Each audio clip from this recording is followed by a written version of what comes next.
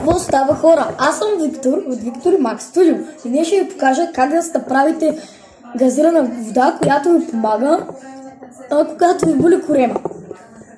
Да започваме! Първо вземаме една чайна лъжичка от сода бикарбонат и пускаме в това. Ето може да сложиш ти Макс, разбъркай.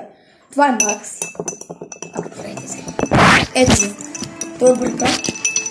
И сега трябва да разбъркаме много добре. После жемки лимончето ще сложим. Готово ли? Още манчко разбърка, още.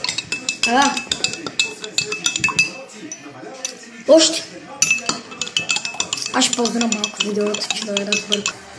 Така, ние разбъркахме и сега трябва да сложим чайна лъжичка лимонен със. Хайде, Макс, служи. Давай. Това го слагаш, давай. И да покажем на хората какво става. И става това. Чакай, ще ви покажа. По-близко. И сега ще го пробваме. Давай, Макс, първи си. Давай, няма.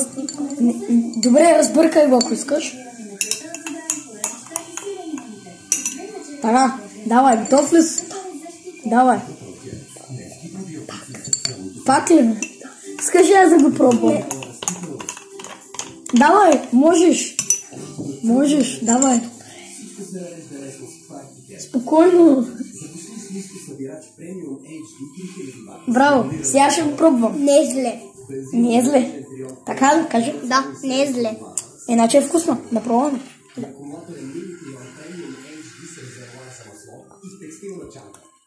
Малко би на лимончето.